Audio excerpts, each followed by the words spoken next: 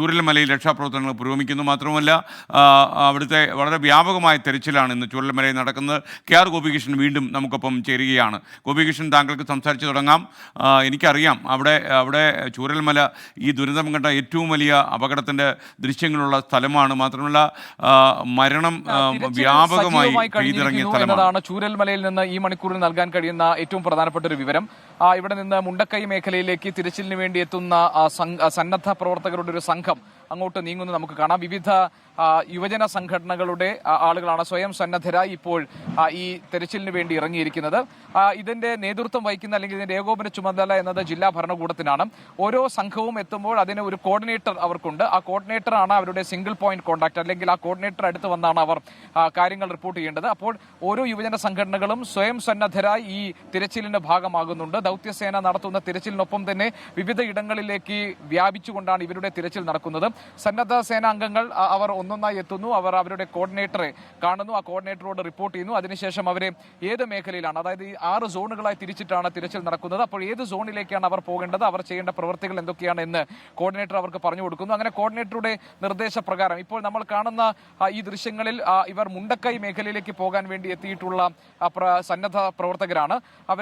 അവരുടെ കയ്യിലൊക്കെ തന്നെ ഒരു വടി കൊടുത്തിട്ടുണ്ട്.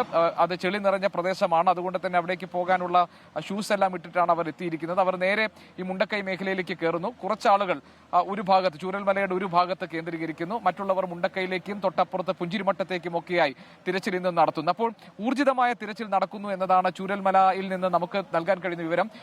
ഈ സന്നദ്ധ പ്രവർത്തകർ മാത്രമല്ല, യന്ത്ര സാമഗ്രികൾ ഉപയോഗിച്ചിട്ടുള്ള തിരച്ചിലും വളരെ കാര്യമായി തന്നെ നടക്കുന്നുണ്ട്. അതിൽ ഏറ്റവും പ്രധാനപ്പെട്ട ജോലി ഇവിടെ ചെയ്യുന്നത് ഈ എക്സ്കവേറ്റർ എന്ന് പറയുന്ന ഈ മണ്ണുമാന്തി യന്ത്രങ്ങളാണ്. ഒരുപക്ഷെ ഈ ടെറൈൻ, അതായത് ഈ മണല് നേരത്തെ കഴിഞ്ഞ 4-5 ദിവസം മുൻപുണ്ടായിരുന്നത് പോലെയല്ല. ആ സമയത്ത് ഇതിനൊരു ഈർപ്പം ഉണ്ടായിരുന്നു, ചെളിയായി കിടക്കുകയായിരുന്നു. ഒരുപക്ഷെ മണ്ണുമാന്തി യന്ത്രങ്ങൾക്കും അതല്ലെങ്കിൽ പിക്കാസും മൺവെട്ടിയും ഒക്കെയായി വരുന്ന സന്നദ്ധ പ്രവർത്തകർക്കൊക്കെ എളുപ്പത്തിൽ മണ്ണ് നീക്കം ചെയ്ത് അകത്ത് കമ്പുകൊണ്ട് കുത്തി നോക്കി അവർക്ക് പരിശോധനകൾ നടത്താൻ കഴിയുമായിരുന്നു. പക്ഷേ ഇപ്പോൾ അതല്ല സാഹചര്യം. ഈ കഴിഞ്ഞ ദിവസങ്ങളിൽ ഉണ്ടായിട്ടുള്ള വെയിൽ ഈ മണ്ണിനെ കുറെ കൂടി ബലപ്പെടുത്തിയിട്ടുണ്ട്. അപ്പോൾ കട്ടിയുള്ള മണ്ണായി ഇത് മാറിയിട്ടുണ്ട്. അപ്പോൾ എളുപ്പത്തിൽ ഇത് കുത്തി നോക്കുക എന്ന് പറയുന്നത് സാധ്യവുമല്ല. ഏതാണ്ട് 30 അടി 40 അടി താഴ്ചയിലൊക്കെയാണ് ശരീരഭാഗങ്ങൾ ഉണ്ടാകുമോ, മൃതശരീരങ്ങൾ ഉണ്ടാകുമോ എന്നൊക്കെയുള്ള പരിശോധന നടത്തേണ്ടത്. അതുകൊണ്ട് നിലവിൽ ഇപ്പോൾ ഈ നല്ല കാലാവസ്ഥയാണെന്ന് നമുക്ക് പറയാം. അപ്പോൾ തന്നെ ഈ മണ്ണ് കട്ടി പിടിച്ചതോടുകൂടി അകത്ത് കുഴിച്ചെടുത്ത് പരിശോധന നടത്തുക എന്നത് സന്നദ്ധ പ്രവർത്തകരെ സംബന്ധിച്ച് യന്ത്ര സാമഗ്രികളുടെ സഹായമില്ലാതെ അത് നടത്തുക പ്രയാസമാണ്, ദുഷ്കരമാണ്. എങ്കിലും ഇവിടെ തിരച്ചിൽ വളരെ സജീവമായി നടക്കുന്നുണ്ട്. ഇനിയിപ്പോൾ ചൂരൽമലയിൽ തിരച്ചിൽ വലിയ കാര്യമായി ഒന്നും കണ്ടെത്താനില്ല എന്നൊക്കെ ഇതിലെ സേനാംഗങ്ങളിൽ ചിലർ പറയുന്നുണ്ട്. കാരണം എല്ലാ തരത്തിലും സാങ്കേതിക സംവിധാനങ്ങൾ ഉപയോഗിച്ചിട്ടുള്ള പരിശോധനകൾ കഴിഞ്ഞതാണ്. അതിനുശേഷം ഈ മണ്ണുമാന്തി യന്ത്രങ്ങൾ, ഈ വലിയ എക്സ്കവേറ്റർ ഉപയോഗിച്ചിട്ടുള്ള പരിശോധന നടന്നുകൊണ്ടിരിക്കുന്നുണ്ട്. പക്ഷേ അതിൽ നിന്നൊന്നും ഈ ചൂരൽമല പ്രദേശത്ത് ഈ കഴിഞ്ഞ ദിവസങ്ങളിൽ ഇന്നലെയൊന്നുമായി ഒന്നും കണ്ടെത്താൻ കഴിഞ്ഞിട്ടില്ല. അതുകൊണ്ട് ഈ പ്രദേശത്ത് ഇപ്പോൾ വലിയ രീതിയിൽ തെരച്ചിൽ നടത്തുന്നതിൽ അർത്ഥമില്ല എന്ന് പറയുന്നുണ്ട്. നമുക്ക് കാണാം എക്സ്കവേറ്ററുകൾ, അതായത് ഇപ്പോൾ നടക്കുന്നത് ഒരു ഭാഗത്ത് പുഴയുടെ വീതി, അതായത് പുഴയുടെ വീതി കുറഞ്ഞിരുന്നു. കല്ലും മണ്ണുമൊക്കെ വന്ന് ആ പുഴയുടെ വീതി കുറഞ്ഞിരുന്നു. പുഴയുടെ ഓരത്തുള്ള മണ്ണും കല്ലുമൊക്കെ നിറഞ്ഞ ആ പ്രദേശം ഒന്നുകൂടി ക്ലീൻ ചെയ്യുകയാണ്. അത് ഈ മണ്ണുമാന്തി ഉപയോഗിച്ചിട്ട് അവിടെ നിന്ന് നീക്കം ചെയ്യുകയാണ്. അങ്ങനെ പുഴ കുറച്ചുകൂടി വൈഡൻ ചെയ്തുകൊണ്ട് പുഴയെ കുറച്ചുകൂടി എളുപ്പത്തിൽ ആ ഒഴുക്ക് പോകാൻ പറ്റുന്ന പാകത്തിൽ ഇവിടെ ക്ലീൻ ചെയ്യുകയാണ്. ഇതിൽ ഏറ്റവും പ്രധാനപ്പെട്ട പ്രശ്നം ഇവിടെ ഒരു ഓർഡർ ഉണ്ടാക്കുക എന്നതാണ്. കാരണം ഇവിടെ ആകെ കുഴഞ്ഞു മറിഞ്ഞു കിടക്കുന്ന ഇവിടെ എങ്ങനെയാണ് ഓരോരോ പ്രദേശങ്ങളായി വൃത്തിയാക്കി കൊണ്ടുവരിക എന്നതാണ്. അതിന്റെ ഒരു ഭാഗമായിട്ടാണ് ഇപ്പോൾ ഈ ചൂരൽമല പുഴ ഒഴുകുന്ന ഈ മേഖലയിൽ വേലിപ്പാലത്തിന് താഴെ അതിന്റെ സമീപത്തായി ഇപ്പോൾ മണ്ണുമാന്തി യന്ത്രങ്ങൾ ഈ മണ്ണൊക്കെ എടുത്ത് മാറ്റിക്കൊണ്ടിരിക്കുന്നത്. അതുപോലെ തന്നെ വെള്ളാർമല സ്കൂളിന്റെ ആ ഭാഗത്ത്, അവിടെ കൂടി നമുക്ക് പോകാം.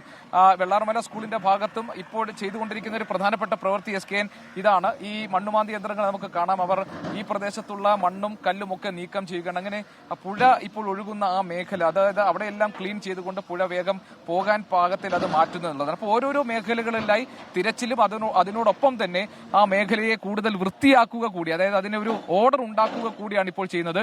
വലിയ പാറക്കെട്ടുകളൊക്കെ നമുക്ക് കാണാം. ആ പാറക്കെട്ടുകളിൽ അതിന്റെ ആ പ്രദേശങ്ങളിലൊക്കെ അതിനെ തട്ടി മാറ്റിക്കൊണ്ട് ഒരു സൈഡിലേക്ക് നീക്കിക്കൊണ്ട് അവിടെ കുറെ കൂടി ആ ബേലിപ്പാലത്തിന്റെ സമീപത്തുള്ള ദൃശ്യങ്ങളാണ് നമ്മൾ കാണുന്നത്. അങ്ങനെ എക്സ്കവേറ്ററുകൾ ചെയ്യുന്നത് ഇപ്പോൾ ആ ഭാഗത്തെ വലിയ ഉരുളൻ പാറക്കല്ലുകൾ, ഈ പാറക്കല്ലുകളൊക്കെയാണ് ഉരുൾപൊട്ടലിൽ ഒലിച്ചു വന്ന് ഈ വെള്ളാർമല സ്കൂളിന്റെ ഒരു ഭാഗത്തെ അപ്പാടെ ഇല്ലാതാക്കിയത് നമുക്ക് ഈ ദൃശ്യങ്ങളിൽ കാണാം. അപ്പോൾ അതെല്ലാം ആ പ്രദേശത്ത്, അതായത് പുഴയുടെ ഒഴുക്കിനെ തടസ്സപ്പെടുത്തി നിൽക്കുന്ന, പുഴ തന്നെ ഗതി മാറി ഒഴുകിയതാണ്. അതുകൊണ്ട് അതിന്റെ സ്ട്രീമിംഗ് ഒന്നുകൂടി ക്ലീൻ ചെയ്യുക, വൃത്തിയാക്കുക എന്നതാണ് ഇപ്പോൾ ചെയ്തുകൊണ്ടിരിക്കുന്നത്. അതായത് വലിയ ഉരുളൻ പാറക്കല്ലുകളൊക്കെ ആ പ്രദേശത്ത് നിന്ന് മാറ്റുകയും പുഴയുടെ ഒരു സുഗമമായ ഒഴുക്ക് സാധ്യമാക്കുകയും ചെയ്യുക എന്നതാണ്. ഇനിയിപ്പോൾ ഇവിടെ ഉള്ളത് സത്യത്തിൽ ഇതിനെ ഒരു വീണ്ടെടുപ്പിനുള്ള ശ്രമമാണ് എന്ന് നമുക്ക് പറയാം.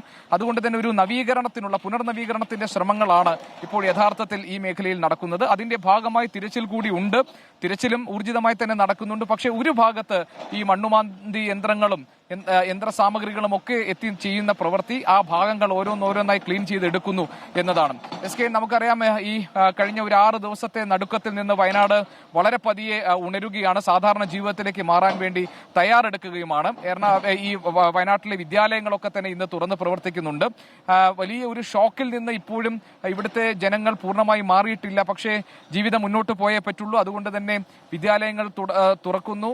ഈ ദുരിതാശ്വാസ ക്യാമ്പുകളായി പ്രവർത്തിക്കുന്ന വിദ്യാലയങ്ങൾക്ക് മാത്രമാണ് ഇന്ന് അവധിയുള്ളത്. ബാക്കിയിടങ്ങളിലേക്കൊക്കെ വിദ്യാർത്ഥികൾ സാധാരണ പോലെ തന്നെ അവരുടെ പഠനമുറികളിലേക്ക് എത്തുകയാണ്.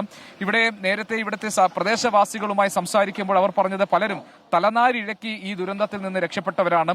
അവരിൽ പല ആളുകളും പങ്കുവെച്ച ഒരു പ്രധാനപ്പെട്ട ആശങ്ക, ഇപ്പോൾ ഈ ആളും ബഹളവും ഒക്കെ ഇവിടെയുണ്ട്, സൈന്യമുണ്ട്, അതുപോലെ തന്നെ രക്ഷാപ്രവർത്തകരുണ്ട്. അതിനുശേഷം ഇവരെല്ലാം പോയി കഴിഞ്ഞാൽ അവരെങ്ങനെയാണ് അവരുടെ ജീവിതം മുന്നോട്ട് പോവുക എന്ന ആശങ്കയാണ് അവർ പങ്കുവെക്കുന്നത്. SK.